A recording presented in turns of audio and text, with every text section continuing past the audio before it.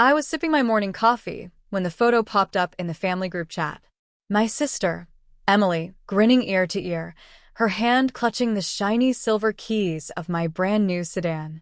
Behind her, my parents stood proudly, as if they had orchestrated the perfect surprise for their golden child. I stared at the screen, the steam from my mug curling against my face, my silk blouse clinging lightly to my arms in the late summer heat. For a moment, I let myself imagine what it might feel like to be in her shoes, to be celebrated, chosen, handed everything without question. But the irony tasted sharper than the black coffee sliding down my throat. They didn't know. They didn't know I had already signed it away, neatly and legally, with my signature etched across documents they never thought I was smart enough to file. The sedan wasn't theirs to give, not anymore. My phone buzzed again, Emily's message. "Thanks, sis, for never needing these things. You know I'll put it to better use." A laugh escaped me, low and disbelieving. If only she knew. If only they all knew. The sunlight spilled through my apartment window, dancing across the polished glass of my desk. Out there, the world saw me as composed, successful, untouchable. Inside, though, this moment tugged me back to the years of being overlooked, dismissed, underestimated. And just like that, the past I'd buried beneath contracts and late nights demanded to be heard again. I was 19 the first time I realized I was invisible in my own family. It was supposed to be my birthday dinner, but the restaurant table might as well have been Emily's stage. She had just gotten into an Ivy League school, and my parents couldn't stop bragging. "Emily, you're going to change the world," my dad said, raising his glass. "And Ashley will figure things out soon enough," my mom added, almost as an afterthought, her smile polite but dismissive. I smiled back, but my hands were trembling under the table. My fork scraped against porcelain, loud enough to make Emily smirk. That was always her role. Perfect daughter, shining star. Mine was what? The spare? The girl who hadn't made up her mind? Later that night, when Emily unwrapped a set of car keys, "Just until we get you your real car at college," I felt my throat tighten. The car they gave her had once been promised to me. But promises meant nothing when Emily was in the room. I slipped out into the cool night air, pressing my palms against my eyes until the sting of humiliation faded into hot tears. That's when Grandma Rose found me, her shawl wrapped tight around her thin shoulders. "They don't see you yet, sweetheart," she whispered, handing me a small leather journal. "But one day, they will. Write down your dreams. Don't wait for their permission. Build a life that can't be ignored." Her words carved themselves into me, deeper than the pain. I started writing that night, scribbled plans, half-baked ideas, even doodles of businesses I might start. When the next argument came, my parents telling me college wasn't worth it unless I majored in something useful, Emily rolling her eyes when I mentioned entrepreneurship, I felt the journal's weight in my bag. That was the night I decided. I wouldn't beg for a seat at their table anymore. I would build my own. The next morning, I packed up the few things I owned and walked out of that house. My hands shook, my knees nearly buckled, but my resolve was steel. They thought I was running away from failure. I knew I was running toward freedom. Starting over wasn't glamorous. My first apartment was a studio barely bigger than a dorm room, its walls cracked, its heater unreliable. At night, I curled up under 2 blankets, clutching Grandma Rose's journal like a lifeline. The pages filled quickly, lists of ideas, goals, and desperate reminders that I was more than what my family believed. I got a job waitressing at a diner during the day, my feet aching after 10-hour shifts. At night, I studied marketing basics, coding tutorials, anything I could get for free online. My laptop wheezed like it was on its last breath, but I pushed it past its limits. Each click felt like an act of rebellion, proof that I wasn't giving up. One night, after a double shift, I stumbled into a networking event I wasn't even invited to. I was there to deliver takeout, but a woman in a red blazer stopped me. "You don't belong behind that tray," she said, her sharp eyes scanning me like she could see past the exhaustion. Her name was Dana Mitchell, a tech consultant who had built her own company from scratch. Something in me cracked open, and I told her everything. My family, my dreams, my fear of failing. Instead of laughing, Dana nodded. Good. Fear means you care. Now, let's make it useful. Dana became my first real mentor. She didn't coddle me. She challenged me. If you want independence, Ashley, you have to earn it. Nobody's handing it to you. Those words burned, but they also fueled me. Under her guidance, I pitched my first freelance project. It was small, designing a website for a local bakery, but when they handed me that $500 check, I held it like it was pure gold. From there, I built slowly. Freelance gigs turned into steady clients.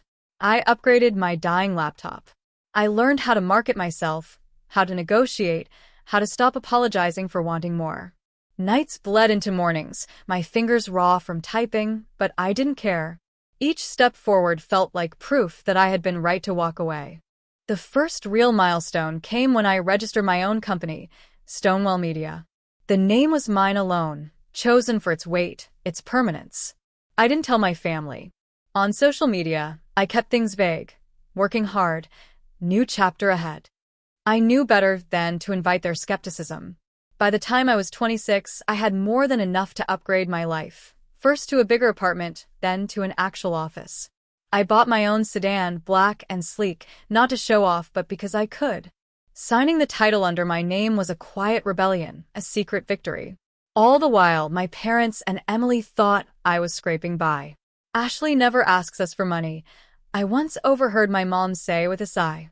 She must be too proud. Proud? Maybe. But mostly, I was busy building a life they would never be able to ignore.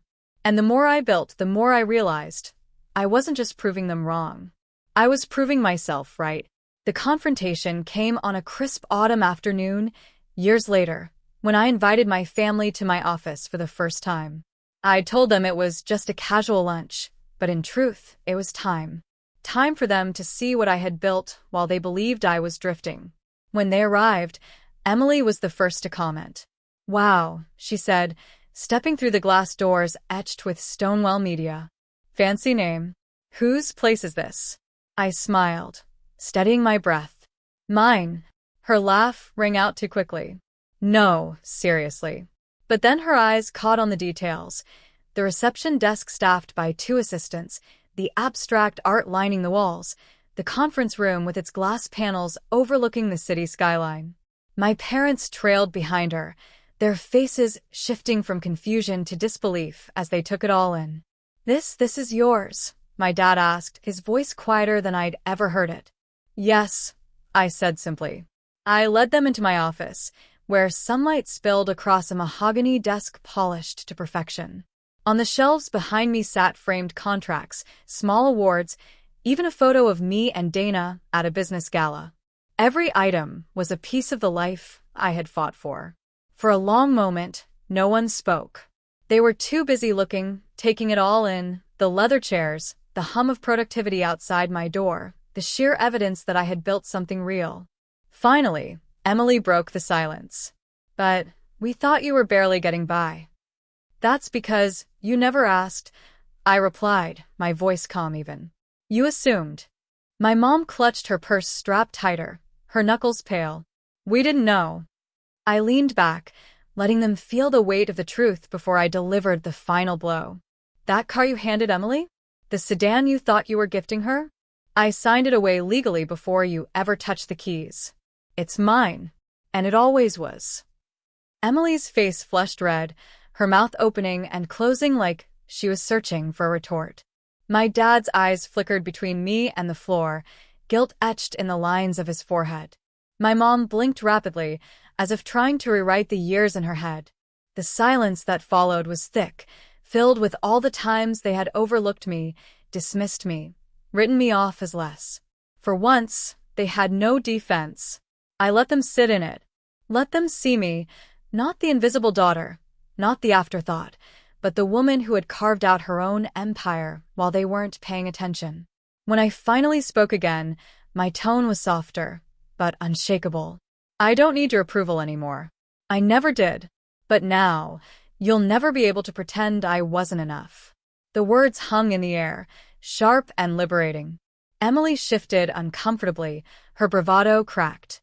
My dad cleared his throat but said nothing. My mom's eyes shimmered, whether from pride or shame. I couldn't tell. For the first time in my life, the silence wasn't suffocating. It was mine. I could have stopped there. Let the silence punish them, let the weight of my success hang over their shoulders. But I knew if I walked away without saying more, the cycle would never break. They'd return to their patterns, smoothing over this moment like it never happened. So I leaned forward, folding my hands on the desk. You want to be part of my life? Then things have to change. My father's brow furrowed. Change how? I met his gaze steadily. You stop comparing me to Emily. Stop pretending that love is earned by achievements. I don't need your validation anymore, but if you want a relationship with me, it has to be built on respect, not favoritism. He swallowed hard, his Adam's apple bobbing. For once, he didn't argue. Then I turned to my mother. She sat stiffly, lips pressed thin. And you, I said, my voice gentler but firm. You don't get to brush me off as the one who will figure out. I figured it out a long time ago. But I want a mother who sees me, not just the daughter who shines the brightest. If you want to be in my life, you have to drop the judgment and actually listen. Her eyes darted down, her hands twisting in her lap. Finally, Emily. She crossed her arms, still simmering. So, what? You just want me to grovel? I shook my head. No, Emily. I want you to grow. You've had everything handed to you, but you're still standing in my office because of me. Not because of mom and dad, not because of luck, because I built something real. If you want that sedan, you'll have to earn it. Get a job, fund your own payments, and then maybe, just maybe, I'll let you drive it. Her jaw tightened, but she didn't spit back. That silence was louder than any insult she could have thrown. I let the words hang, giving each of them space to sink in. My conditions weren't punishments, they were opportunities. If they wanted a place in my life, it wouldn't be on the old terms of dismissal and hierarchy. It would be on mine. For years, I begged for scraps of approval. I said, my voice softer now, almost reflective. Not anymore. If you want me in your lives, you meet me here at eye level. Equal. Nothing less. The room felt heavier, but not in a suffocating way. It was heavy with possibility, with the fragile hope that things could change, if they were willing to rise to it. For the first time, I watched my family not as someone craving their love, but as a woman who had the power to decide who earned a seat at her table. And it felt liberating. The weeks that followed surprised me. My father was the first to change. He called one evening, his voice rough, asking if I could walk him through the basics of my business. I want to understand what you've built, he admitted. For the first time, he wasn't lecturing me, he was learning from me. My mother followed slowly, sending small texts at first. Proud of you today. Or thinking of you. They were clumsy, but I recognized the effort. When she came to visit, she actually asked about my projects instead of comparing me to Emily. That alone felt like a quiet miracle. Emily was the hardest nut to crack. She stormed out of my office that day, but a month later, she called.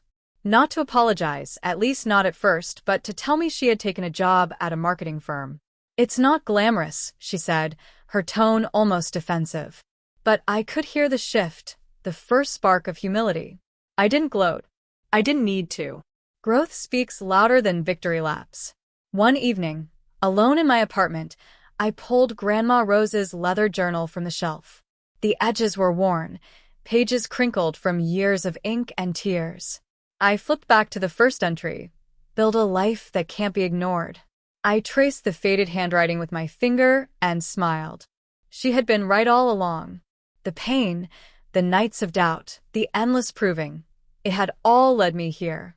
Not just to success, but to strength. To a voice that didn't shake anymore. To a woman who didn't wait for permission. As the city lights glowed outside my window, I whispered a quiet promise to myself. I would never shrink again.